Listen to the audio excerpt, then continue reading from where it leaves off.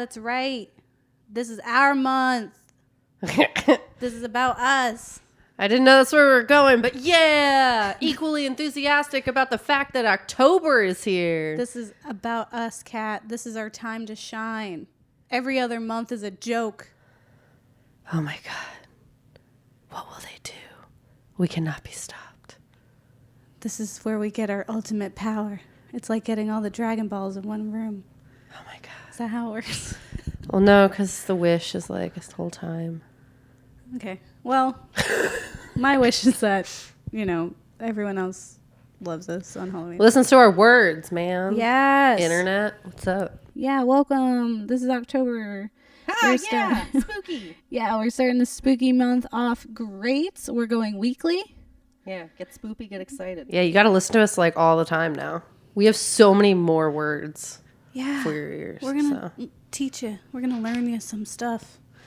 Learn you real good. And then we're starting a series just for the month of October, which is our classic horror series. Woo! And we're kicking it off with one of our favorite spooky gentlemen, which is Edgar Allan Poe for OG Poe for our 26th episode. We wanted to talk about some classic OG horror people. Like, these are the people we have to thank for why we exist. Yes. Like, why? They aren't our parents, but... No. But, I mean, like, this podcast. Like, the reason why the Ghouls Next Door exists is because horror exists, and it's because of these amazing people we're going to shine lights on. Yeah, they did the first thing. They were the real OGs. Yeah. Doing stuff and spooking people. And in, like, eloquent words that are, like, you don't realize they're scary till, like, after. You're like, oh, yeah. Like, why am I so uncomfortable? It's because they said smart words, but it was also spooky times. Yeah. But that's how everyone talked back then, I guess. Mm-hmm. We were smarter then. And so today we're gonna talk about the king of horror, Edgar Allan Poe. Yes. Mr. Edgar Allan Poe. Yep. And we're gonna talk about why he's important. Because he influenced all the things. Mm-hmm. He was the precursor for all the scary. He's like the motivation for all the goth kids in school. Mm-hmm. Yeah. Though I'm an artist. Yeah. A starving artist. Yeah, that whole like tortured heart thing. Yeah. Like, that's how you become a successful writer and creative type, is that you're in pain. And you use that pain to make art. Yeah. Yeah. And he's a tragic person. He had a tragic life. And he was slandered. Mm-hmm. And his name... Well, they tried to slander his name and it just made people like him more. Yeah. So I mean, when your whole mantra is pain and people write like crappy stuff about you, it just makes it seem like your life was harder, and that's like makes you better in the eyes of the people who are like, yeah. Yeah, and then you're like, opium. Ah, yeah. Yeah. I don't remember anything. I don't feel things. Also, murder's bad. You'll feel bad about it. Yeah, I don't feel things yet. I feel everything. For me, yeah, I mean, Edgar Allan Poe is what you learn about in school. Mm-hmm. And you don't realize, like, how much he influences until you're, like, looking. Yeah. And you're like, hey, wait a second. This goes deeper than what I previously thought. It's definitely one of those things where you learn about it and you're like, why are we learning about this? And then it's like, oh, every single pop culture thing has, like, references to this. He's just classic. Yeah. So, like, for me, I really love Florence and the Machine, the band, and Florence Welch. It's like a general rule, but then also. Yeah, she's just amazing, beautiful soul, and her work has inspired me in many ways for a lot of written things that I've done. But specifically, her song, Birdsong, is like listening to it, I was like, oh, this definitely is the Telltale Heart. Mm-hmm. And it's just told so beautifully, because usually like you just have like people who are trying to be edgy, and so they're like, I'm gonna just rip off this story. Mm-hmm. But she like found the like really, really important, beautiful parts of like guilt and like how it manifests, and then she put it into this beautiful song, and it's like spiraling in and out. So if you guys haven't listened to it, we're gonna post the video so that you can see the lyrics. But it's essentially, this woman has done something, there's a bird outside who saw what she did and then is singing a song that's essentially ratting her out, or birding her out. And then she like tries to silence the bird by killing it, and then I believe eating it.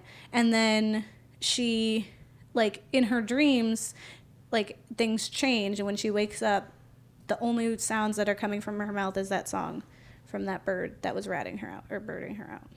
Yeah. So yeah, it's just like the Telltale Heart, which we'll tell you about. We'll telltale it. I think like the Telltale Heart in and of it's like that's the one that's told the most. Like it's a thing you see everywhere. So many shows have just like done either like hokey versions of it or like have used it as part of like a comedy, even though it's told in a horror way. But then also it's just like the message is the most universal. It's like you do something bad and the guilt from it is going to sneak up on you. Yeah. And it's just like, just because you hit it doesn't mean it, you know it happened and it's going to haunt you. Yeah. It's definitely about being haunted and like taking life for granted. And like also, I think it's like one of the first times you're really introduced to like the unreliable narrator is in Poe's work. Yeah. Like, we'll talk about some of our favorites, but specifically thinking of, like, the Cask of Amontillado, which was, like, that's a really unreliable narrator. You have someone, like, from The Black Cat, also unreliable, even though he's kind of a little reliable. But it's, like, this cool where he always has these narrators telling you the story, so you can really only take what they give you, but then you, like, kind of think and dissect all the words and all the colors, and everything means something. Yeah.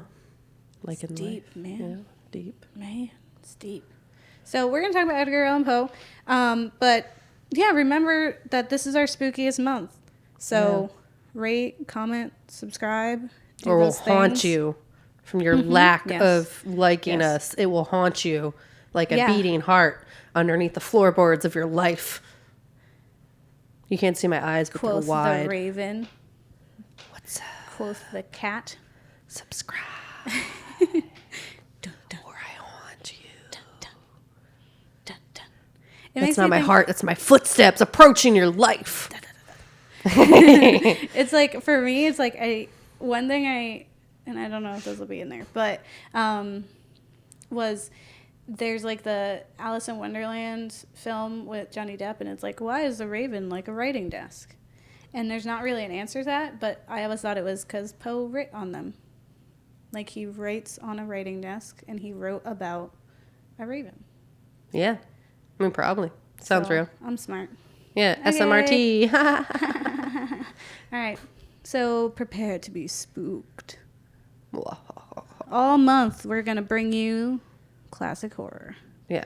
Every week. It'll be new. If you're bored of it, oh well, because it's happening every week. Stay tuned, love us. Yeah. Okay. Facts. Yeah, facts. We tell you facts. All the facts. Here facts. Still facts. About that spooky stuff. Yeah, spooky stuff.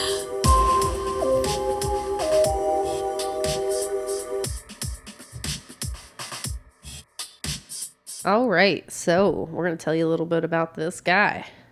You know, the one that we mentioned earlier, Edgar Allan Poe. Poe show. See, you did it. I wanted to say funny, it and I just came can't. into my brain. It's fine. Gabe can be funny today. Just today. Just kidding. She's funny all the time. We love her. Okay, so info on Poe. I got a tragic tale to tell you. He once was a lowercase p, but now he's an uppercase p. He's the OG. Yeah. Yeah, I mean, it's just, you can really tell from every single media element that we had from it, as well as all of his stories, Poe had a hard life. Mm-hmm. He wasn't just floating about doing the fancy time thing. He was like, everything's hard and I'm sad about it. So, but like justifiably so. Lots of people died. Poe boy from a Poe family.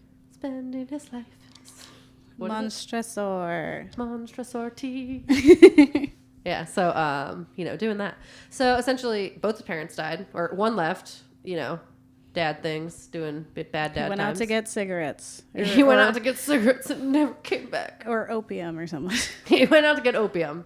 He turned left at the corner. There was a sign that says, go back to kid or go get opium. And he went to go get opium and, just never came back. Classic. And his mom was like, oh, that sucks. I'm dead. I got this really angsty kid here now. What am I going to do? I'm going to just die. He That's was easier. 1 year old when his mom died. So if he was in any way already that. As you said, he is a tiny boy with a mustache and a sad face. Yeah, brooding little boy in the 1800s. I'm wearing a suit, Mother. There's a raven. Mother, can I have this pet raven? It will sing forever. Nevermore, it says, Mother, nevermore. Well, I'm going to die because this is a lot. This is super... Damn it, I had a whole thing. I don't know, man. This is... It's a time. I wanted to say something about death. Like, death is cooler. It waits for no one. Death waits for no one, and I'm taking the first bus there because you were the worst brooding child. So that's his mom. No, I'm sure she loved. I'm sure she loved him. I'm sure she loved him a bunch for saying a lot of mean things. She just died. People died a lot, like real quick, real Yeah, easy. I mean, honestly, you can just tell. He only lived to 40. His wife lived to 24. Mm-hmm. So she got a whole 10 years of marriage. Yeah. 14 years old. And his cousin. And his cousin. So yeah, Poe's life was just really tragic. He was orphaned. He was not even real adopted. Yeah. He was fake adopted. They were giving out free kids in the street. Put him in a box with the kittens. And it was just Please, sir, can I have some more? some love and family. So basically, like, just left him out there. And we're like, free kid. Cool. I'm going to take this home. This will make my wife happy. And then didn't. They were all very unhappy the entire time. And essentially, kids cost money, and nobody had those. You have to pay for them to exist. And they got in a lot of fights about money. Essentially, Poe was like, I want to learn. I'm really sad. I need to learn how to write about stuff. I'm sad and I'm smart. He said smart because he's from Boston. I'm smart. Pa, I'm smart. Ma, I'm wicked smart. I'm wicked smart. How about them apples? I don't have an accent. What school in Boston like? Send me there. Just school, yeah. School. Pa, send me to school. How about Wicked them smart. Apples? You Apples. raven? Yeah. Okay. So yeah, he was smart. He went to secondary school, but then dropped out because money. And essentially released one of his first works at 18 years old. Because he didn't need school. He was that cool. Yeah, he Zuckerberged it. He did. He invented. We can't all do that. The Raven. He invented scary. Yeah. He Like invented Facebook. guilt. Yeah. And he invented the murder of people and animals and putting them inside your buildings. In various parts of your home. Yeah. And then ratting yourself out. Mm-hmm. Yeah, I mean, that was the biggest thing is, like, it seemed like throughout his life he was made to feel guilty for existing. I mean, so honestly, sad. That really seems like what it is. Like, he was constantly guilted for being, like, this money drain on this family that didn't have to take him in kind of thing. Mm-hmm. He had that guilt from, like, his father leaving and his mother dying shortly after, probably blaming himself even though he was 1 year old because kids don't know how to cope with loss in that way. And then he became a dick for all his, like, failures. Like, he tried to join the army, he failed. He tried to, like, go to college, he technically failed because he had to drop out. Yeah. And so then he was like, I'm going to be a dick to everybody else and write all these reviews where I talk about them and their mamas.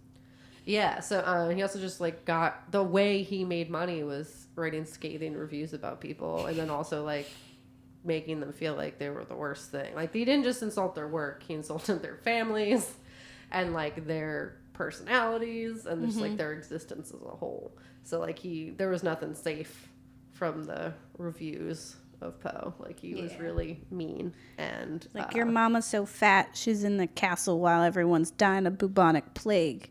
And then the plague comes in there and kills her. Yeah. That's... And they're like, Damn, man, that's Griswold, like real. whatever your name is. That was really rude. Griswold.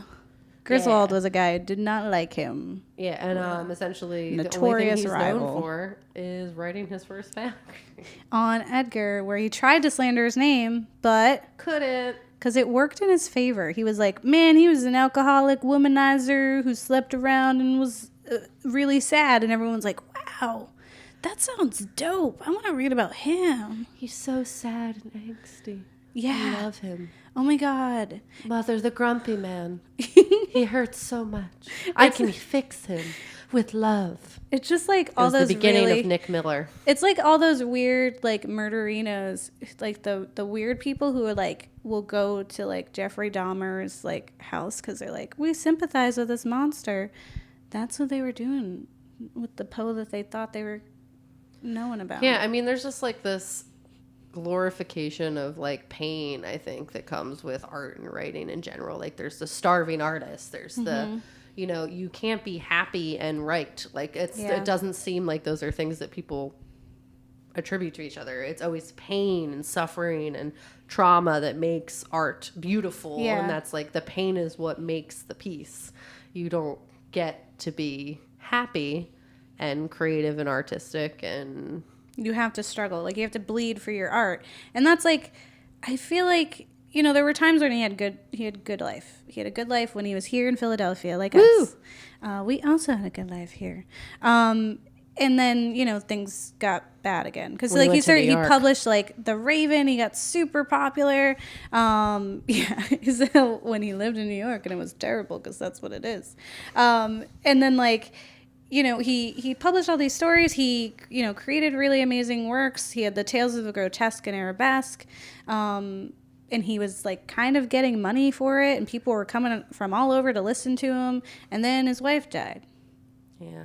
His child bride. But it was Annabelle Lee Jesus. of the Sea. I don't know. But like what was interesting is like the reason they left New York is not because she was dying. It was because like his name was getting slandered because his name was getting big and he was like doing questionable things in that. So as a running Sleeping with theme, married ladies. his guilt caught up with him. Like his actions haunted him and His forced him to try violent to run alcoholism. away. And he tried to run away and he couldn't because they caught up with him and then his wife died.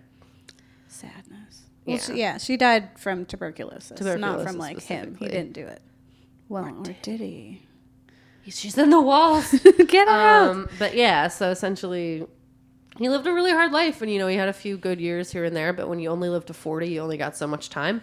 You're already 3/4 of the way done by the time you've ruined a bunch of things. So it's like you don't got much recovery.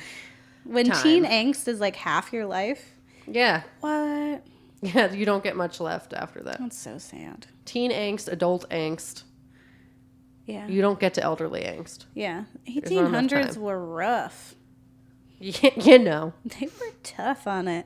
Well, like I said before, he lived in Philadelphia, Woo! which is where That's we where we live, live. and it's beautiful.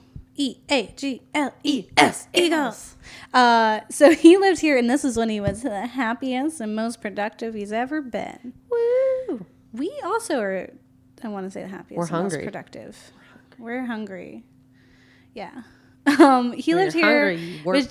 between the years of 1838 and 1844, and he lived in several homes. So there's one that's still standing, and you can come visit it like we did.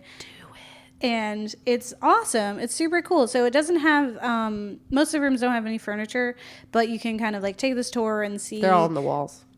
He puts everything in the walls. People. And under the floorboards. He doesn't understand where it's supposed to be. But yeah, you could take like a tour and see like, you know, what rooms were for. Like this was his living room.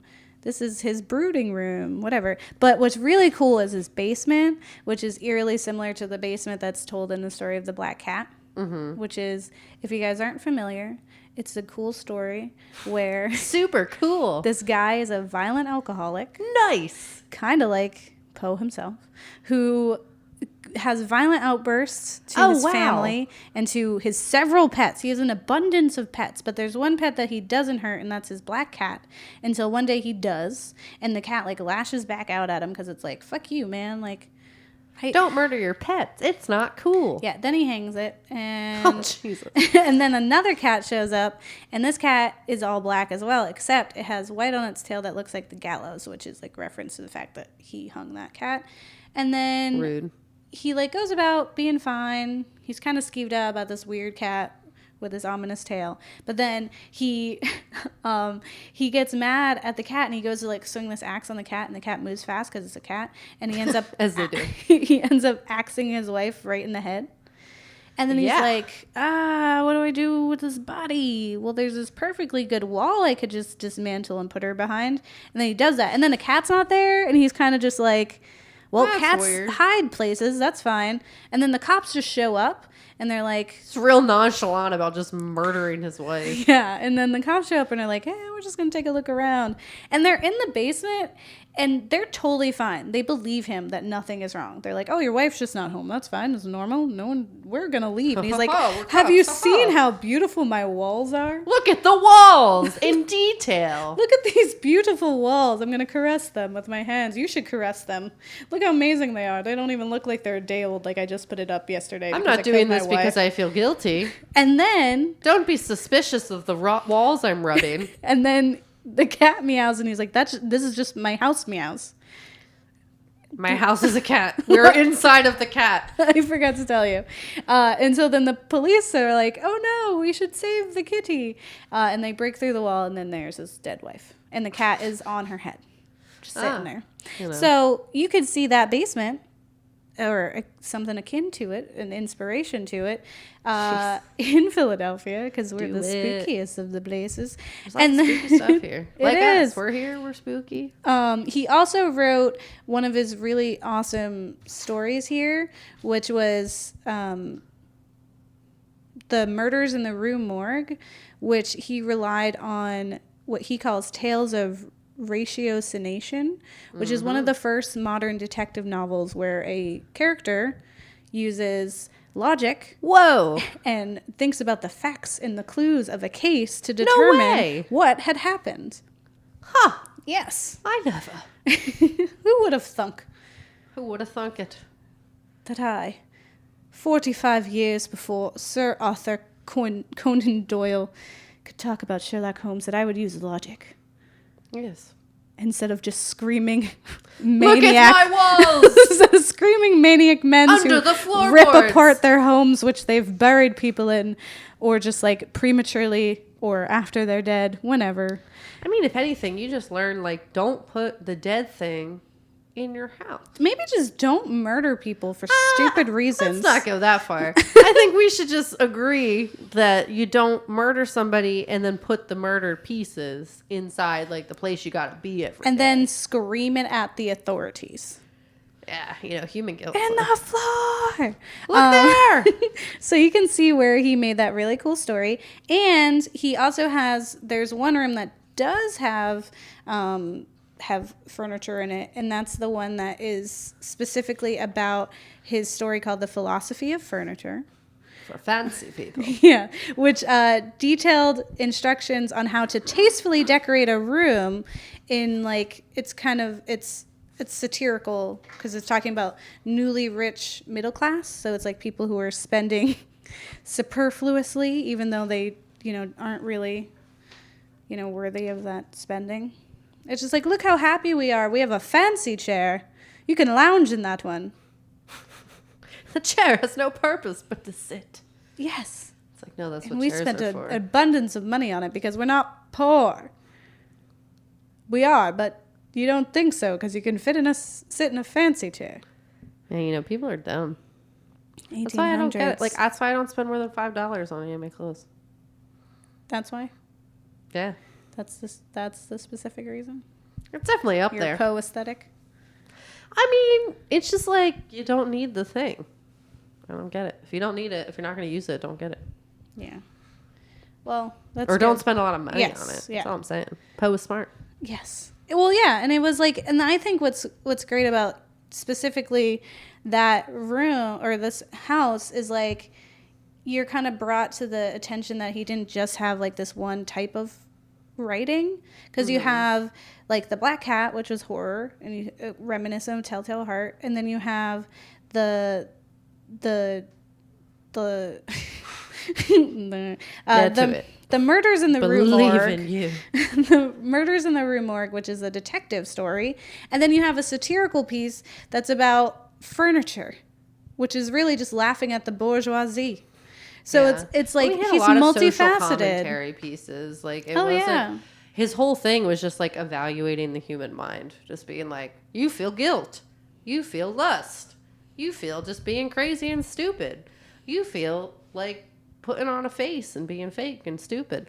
Like a lot of like he always had like a story to tell that was either poking fun or being like, yo, people are messed up, did you know? For me, it kind of reminds me of like Freud and how it's like he was like It was in the head. he's like, I want to have sex with my mom, and I'm always thinking of sexual things because I'm on drugs, but everyone else must also feel this. I can't be all by myself, and it's not just me. And so I feel like Poe was like, I'm really depressed, I'm really sad and get violent when I have alcohol, and I'm a womanizer, and I'm really a dick to all my peers, and I also am incredibly poor. Everyone else must also feel this way. I'm not alone. And Death I'm is gonna upon write us. about it. Everyone is ready for death. Death is lurking around every corner, whether it's at the hands of the person who's supposedly taking care of you in your creepy eye, or it's tuberculosis.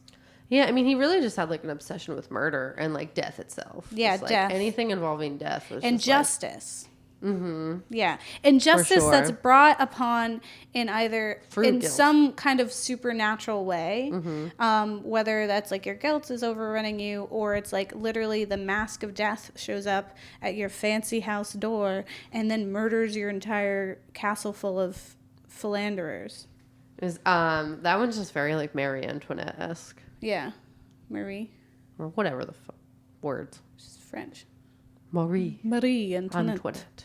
Let them eat cake. Yeah. Oh, 100%. Yeah, top of her head then. He was definitely against the bourgeoisie.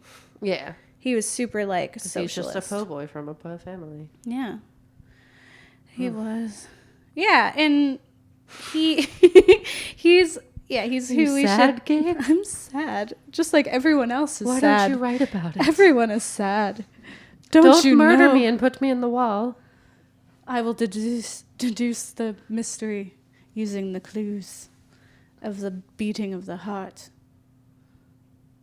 I'll bury you alive, and I won't tell anyone about it till it's too late because you're already dead and now you've haunted us. Charlie's in the walls. No! It'll be your cat. She's black. Look at her. What'd you try to say? Ken, what do you got to say about that? She just discriminated against you. She blinked me. So, yeah, I think Edgar had a tough life, but I also don't think he was a great person either. Yeah. But at the same time, it's like he also got he got a real bad hand. For sure. Right out the gate, he was dealt some really awful things, and then just kind of living with that. But instead of just becoming an alcoholic and being abusive to his wife, he did that, but then he also wrote amazing stories that have now impacted the works that we have today. Yeah, he was really the OG life is pain kind of guy. Yeah. Look at me. The I'm founder Poe. of the Gothic. I'm Poe, look at emo. me. Existence is pain. Yeah. Yeah, he just really wanted to Sadness. die, man. He was the first emo. Mm-hmm. He's like, you'll never understand me.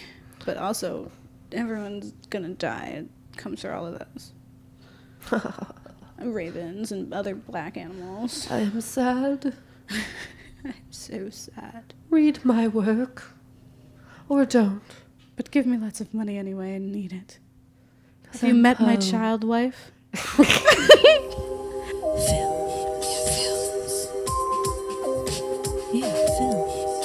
Films. We watched some films. Now let's talk about those films. And all that spooky stuff. And all that spooky stuff.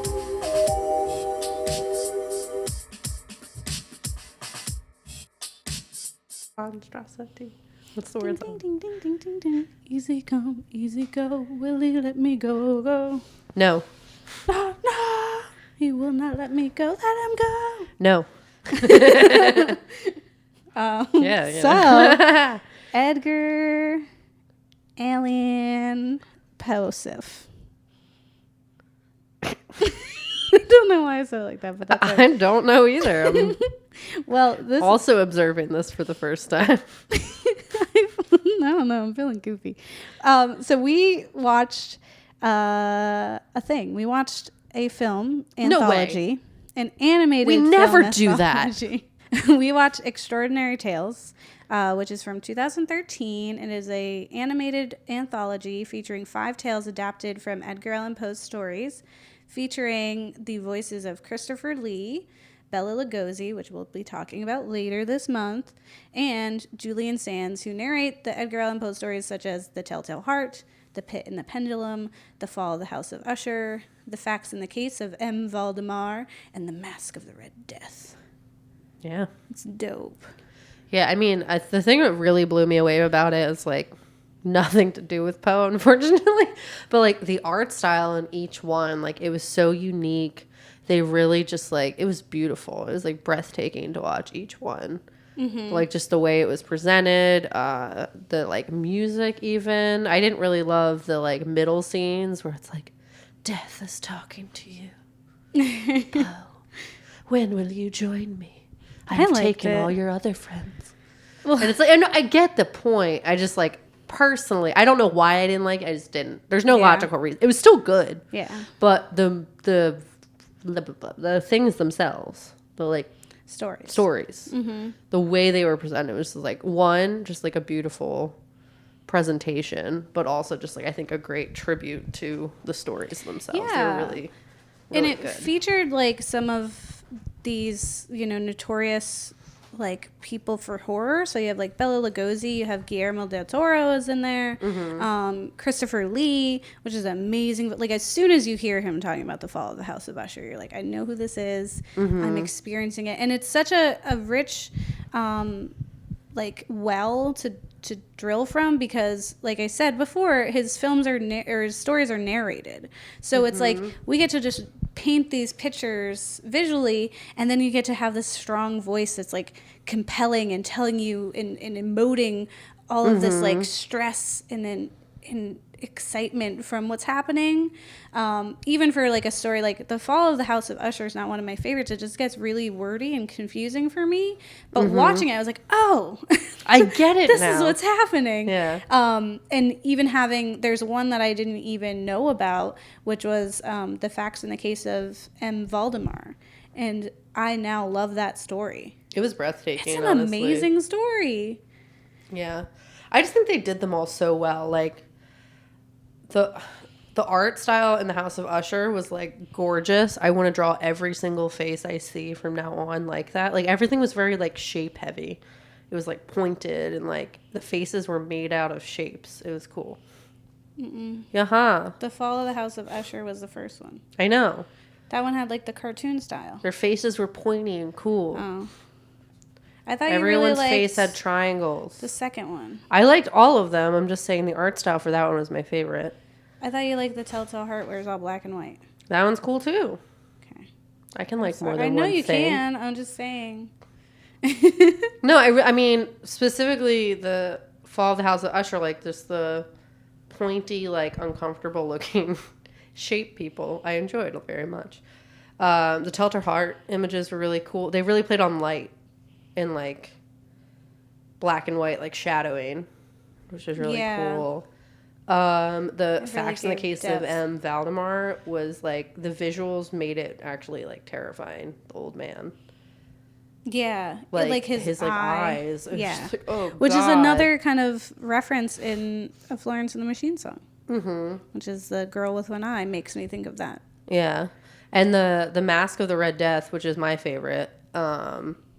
It was so beautiful. Like the colors and like the people were creepy as hell. Like they were scary looking before you found out they had the plague. Like they were not like good looking people. It was all watercolor. It was like really like you could really just see the different hues of like skin. I think the skin was a big thing, or like the color was really intense. And everyone was like splotchy and cool. For sure. It was watercolor beautifulness. And it's like, so that one wasn't narrated. Yeah. Because that one's not narrated. That one's just like told, like, this is an explanation of what's happening. But it did a really good job There's no talking of, like, until like 3/4 of the way through. yeah, and it's just what the characters are saying because it's not a narration. So it's like I think it kind of loses a little bit, and that you don't like get to know like the prince's name, so you don't get like those references, and it's not exactly told the way that it's told in the story, because in the story it's like you're walking through and it's each room is color coded and what's happening in them is reminiscent of the stages of life. And then the last one is death, and that's the one that everyone's been like trying to avoid, and then everyone's dead and you think you're gonna be Prospero and lock yourself in your castle and you're gonna avoid the plague, but death waits for no man. Everybody Say. poops. Everybody poops, everybody dies. Yep. 2 truths. No lies. Yeah. I mean, and honestly, it's like I didn't even know it was really happening until you explained it to me. That was a true thing from that like specific representation of it. I just thought like visually it was just very beautiful. And I felt like in this representation of it, to me, it was like I didn't really get the stages of life, but I really got the sins. Like 7 deadly sins vibe. Like these people are lustful, these people are sloth. And like that's kind of what colors mean to me too. Even like Prospero wearing purple for pride as like a prince. Yeah, honestly, I agree with you. I got more of that feel when you said it was the stages of life. I was confused immediately because I was just like, no, those are the sins. Yeah. Well, because every that's single room was a sin. Apparently, what they teach you in school. But I think it. Yeah. I mean, I think this stuff is in for interpretation. I think the gist is that these are royalty people who were partying during a time of crisis when everyone was dying around them. Like, that's how the story opens, is that they're burning bodies, and then they just close their gates, and then they're like, now we're going to have a party.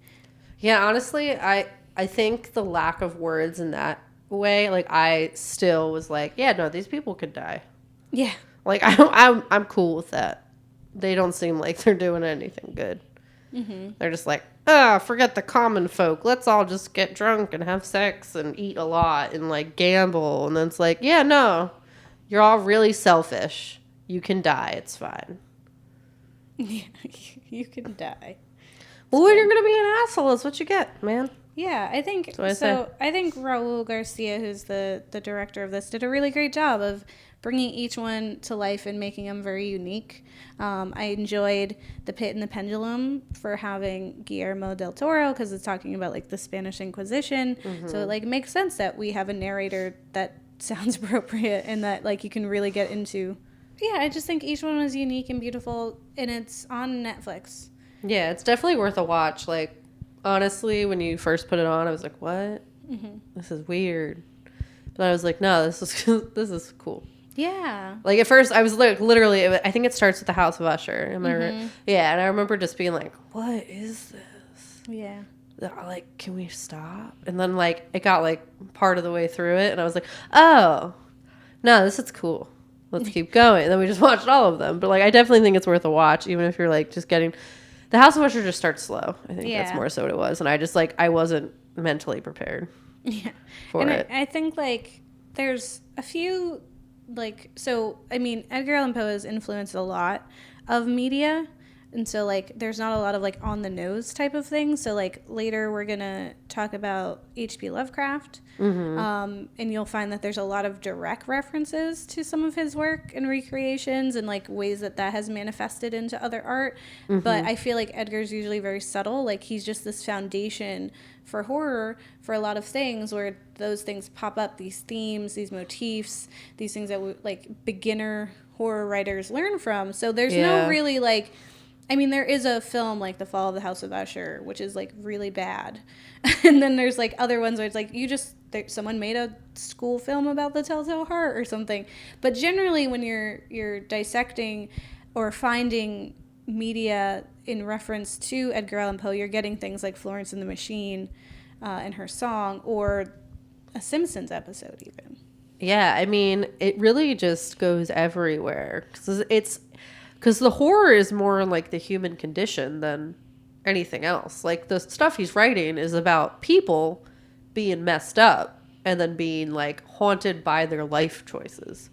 Or, like, the things that have happened to them, which is just, like, a real fundamental thing of being a person. So it's really easy to transfer that to anything. Yeah. Like, specifically, like, the thing I remember most from Edgar Allan Poe was the Simpsons episode. Like you said, it was Lisa was working on a diorama project. She has a nemesis, or like a rival, rather.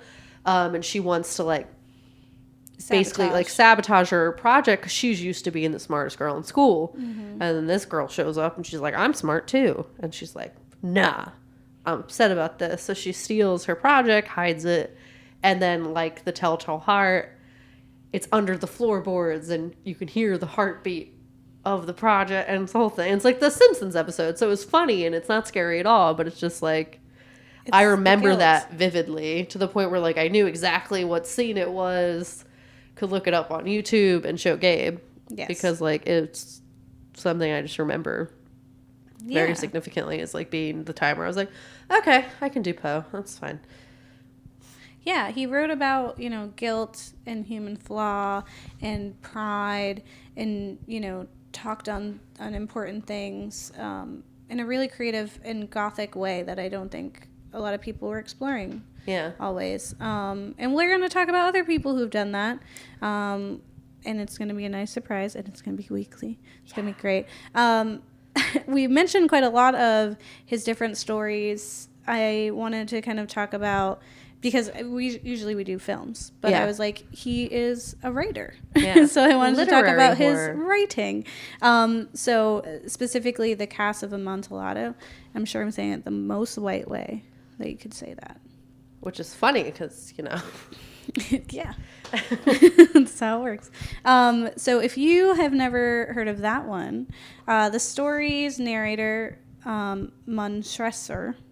I can't do Italian.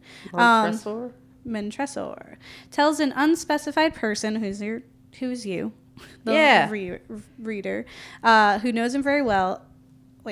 Who knows him very well of the day he took revenge on Fortunato, which is Italian for the fortunate one, because Poe was not subtle. And who was a fellow nobleman who had essentially slandered his name. And when you're thinking about, you know, Grizzled and how he kind of is trying to take revenge, it's kind of similar, because you have Montresor, who's like, this guy has damaged my reputation irreparably. Like, there's no way I'm going to come back from this, and the only way that I can get revenge is to become like the judge, jury, executioner and take revenge on this person. And this guy is like, it's so out of the box to think that someone's going to murder you for slandering them that he just goes along and isn't even like, until the very end, is just like totally on it for the ride. So essentially he, Montresor, they're at a carnival. So they're dressed up, and Fortunato's dressed up like a jester or the fool, because that's what he is. And so Montresor kind of coaxes him to go down to the catacombs to get some... As you do at a carnival. to get some wine. And that's where, like, his family is buried. And so, like, he keeps going down there. And I always thought it was really... So I have, like, this infatuation with clever villains. So, like, I love... Iago from Othello. Love it. Because he literally does a messed up thing, and the scene before that is him telling the audience, like, hey, I'm going to do this messed up things. Take a look. And then he hops back into the scene, and then he does it. Yeah. Love it. It's my favorite. So with this, I thought it was really clever is that he, like, Fortunato's, like, getting ill, and he's, like, coughing because of the, like, catacombs and all the dust and stuff. And... So Montresor, like, kind of reverse psychologies him, and he's just like, oh, like, we can go back. Like, if you can't handle it, it's like, if you want, I can just give you some wine, but it seems like you can't handle anything. And the guy's like, no, wine. We're jolly. And so alcohol. Yeah. This will help my ailments. Yes, the air and lung suppressant will help me breathe better. Yep. And then he just gets progressively drunk as they keep going in, and then they get to this like end, and there's like there's 4 walls, and each one of them is lined with corpses, but the 4th wall is damaged and the corpses aren't on there. They're kind of laid to the side. And then he's like, I put the wine around the corner in that little back corner thing. Just go around there. Totally cool. And then he like drunkenly walks in there like, where's my alcohol? And then he chains him in there and then starts bricking him inside the wall alive, brick by brick. And the guy's just like, wait, what? What are you There's doing? just moments of him just like, what? And then like the last thing he says is like, for the love of God, you know? And then the like end is like, you just hear like the jingling of his hat. And there's all these like weird things, but I just really enjoyed this like character that was like, he talked bad about me, did me wrong, so I buried him alive. And it's 50 years later that I'm telling anyone about it. Believe me, it definitely happened. It's true. You go down there, he's not alive no more. Yeah. That was like my favorite like from school. But Yeah. now my new favorite's the case of M. Valdemar. You went to a smart people school then, because literally we did not read anything by Poe except for the Telltale Heart. Oh. Like, guarantee, like, unless, I mean, pretty sure. Yeah, we did. I the did Mask of sleep the through a Red significant amount of high school because, you know, undiagnosed narcolepsy. Yeah. But pretty sure we didn't. Death. I'm sorry to hear that. We read You the missed one on about some the bug goals. people, and that was where was that? We talked about it in an episode before, and the Metamorphosis or whatever. one where he's a yeah, Cockroach. yeah, when that happens. Yeah. Read that. We were supposed to read that. I didn't. I don't know if we We read. a never lot of got Poe. around to Kafka. Yeah. Oh yeah, Kafka. That's what it was. Yeah, I don't think we read much of Poe. So Yeah. you went to a smart school. No, I'm from Florida, so Well. incorrect. We're Smarter not than smart. mine. No. I don't know. Still gonna man. disagree. We had Jeb Bush. We had no child left behind. Fair. Means we all failed. What I always enjoyed and about his work, and if you haven't read them, one, they're usually short. They're usually not super long, so you can get in them. Even like Annabelle Lee is super sad, and it's like beautiful, and he's like, my Annabelle Lee. And you're like, oh, he's sad. I feel bad about it. But it's like, he was just like really original. He was really good at just kind of depicting death and morality and the flaws of humans. So, yeah. Did you want to talk about the facts in the case of M. Valdemar? I mean, it was just really, really amazing in that the whole hypnotism is what kept the dead body from decomposing. I mean, that's the thing that's crazy to me. And then the fact that, like, he was alive, but not. And there was, like, that whole, like, just prolonged suffering element from the fact that they were, like, messing with him while he was dead. Yeah. And it just makes me think of, like, that, like, you could get answers. So it makes me think of, what's that film where they, like, die so they can get brought back to life? I know what you're talking about, but I do not know what it's called. So the film Flatliners. Yes. That's what it makes me think of. It's like you die, but you're not dead, and you come back, and then you're like, let me tell you about it. Or even like, there was a film on Netflix where like everyone was dying because someone was like, there is no death, there's an afterlife, I've confirmed it. So then a bunch of people are just committing suicide. It's like a crazy film. It was like pretty dull, but it was like a really great premise. Yeah. But like this idea that it's all in, like, the death essentially is like, is controlled by your will, because like his body didn't decompose. So essentially, so this story is that there's a guy who is a hypnotist, and he's like, hypnotism's really important and awesome. It could do so many marvelous things for science. Power of the brain. And he wants to conduct an experiment on someone who's about to die, put them in a hypnotic state right as their brain is like dying, to see like just to see what's going to happen. So he has a friend who first like kind of brushes him off as nothing, and then curiously falls ill almost immediately after this conversation, where he had admitted, like, well, if I'm gonna die, you can experiment on me. And then he's like, immediately after. Like now. Like, oh, wow, how convenient for you. And so then they talk about it and he agrees. So then he does that. He hypnotizes him and he goes to, like, he dies, but then he's not dead. And he's able to talk to him twice. And both times he's like, are you awake? And he's like, no, I'm sleeping. And then it's like, essentially he means, like, he is dead. And at the end, he, like, cries out, like, just let me die. This is awful, because he's stuck in the in-between. Mm-hmm. And then as soon as, like, he's kind of brought out of the hypnotist state, he starts to decompose. But, like, rapidly. Yeah, like, because it's been, like, days and days later, or, like, months later, I think. Yeah, it was months. That, like, they had been just, like, holding him there, essentially as, like, this vegetable. I felt like they didn't really get a lot out of it. Like, they could have been doing more, but he was also fighting with, like, moral The doctor doctors. scientists, yeah.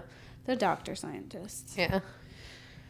Yeah, no, it was just really interesting. And I've always really liked that concept that, like, the will of the brain, you can survive.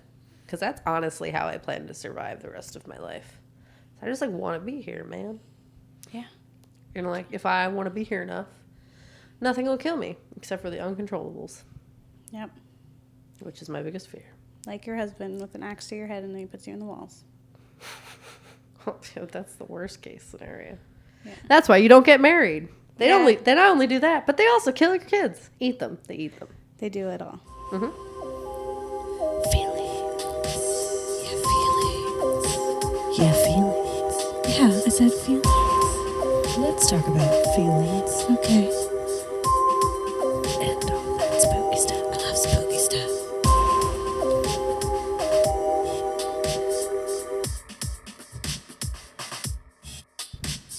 All right. So if you like it, it's Poe's Philadelphia house. Yes. And if you don't like it, it's New York because it sucks.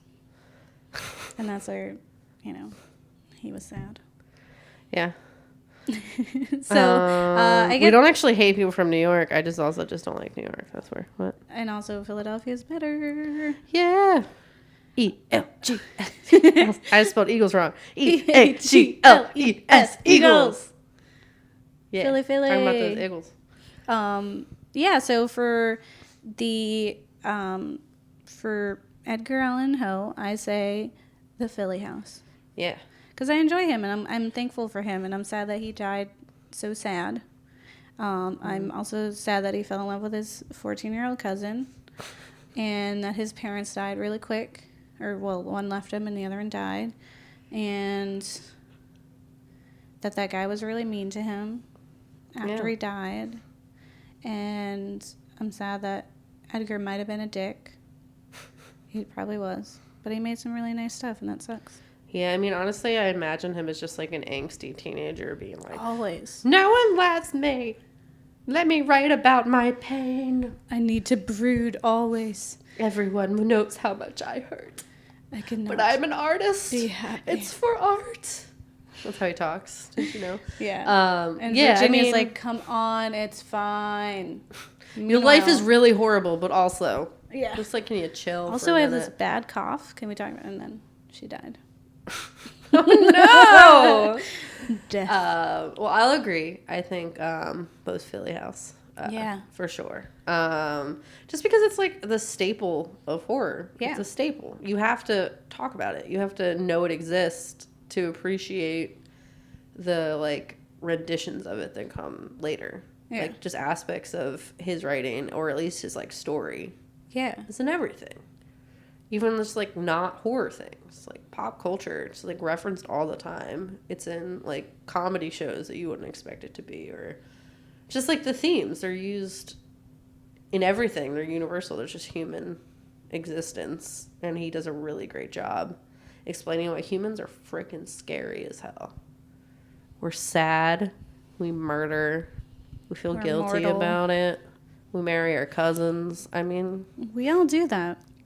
yeah, Every single one of us has done it. We've Who all hasn't married our 14-year-old murdered cousin. a wife and put her in the wall, and also murdered a cat before that, hung it from a tree. Who hasn't done these things? Who hasn't like hung out with an old person and then like murdered them. Because their eye was a little weird. Yeah, you know. They had a wonky eye. Yeah. You do that. It's just what happens, man. Yeah. And, you know, you bury your sister prematurely and then she haunts you and kills you. Yeah. And then you don't let people die. You keep them there. Yeah, forever. And then also the guy fell into the pit or something. Yeah. That was one. That was the whole thing. That was like, torture time. Yeah, it was a whole time. He died several deaths. Political statement. Yeah.